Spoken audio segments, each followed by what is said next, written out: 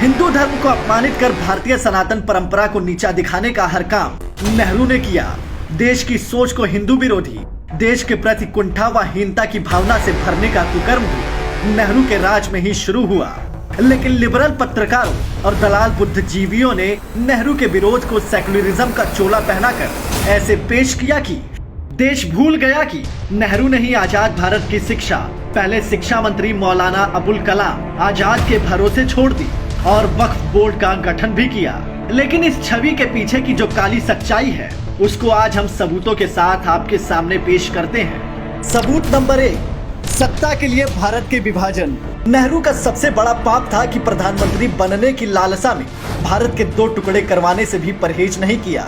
जहां पटेल जैसे राष्ट्रवादी नेता जिन्ना की जिद के आगे झुकने को तैयार नहीं थे, वहां नेहरू ने पीएम बनने की जल्दबाजी में देश का सौदा कर दिया, जिसका खामियाजा लाखों परिवारों के विस्थापन और लाखों लोगों को अपनी जान नेहरू की इस लालसा के कारण गंवानी पड़ी। सबूत नंबर 2, कश्मीर को बना दिया पंडितों की कब्रगाह।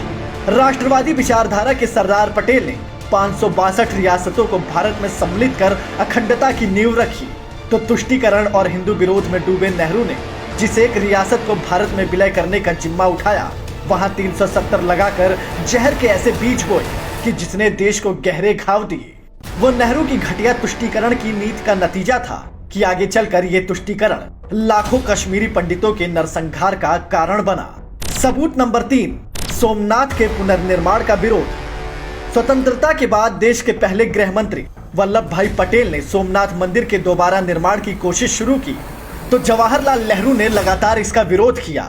यहाँ तक कि जब तत्कालीन राष्ट्रपति राजेंद्र प्रसाद वहां गए तो उन्होंने बकायदा उन्हें जाने से मना किया और विरोध भी दर्ज कराया और टीवी पर उसका प्रसारण भी नहीं होने दिया। सबूत नंबर 4, बीएचयू में हिंदू शब्द से आपत्ति।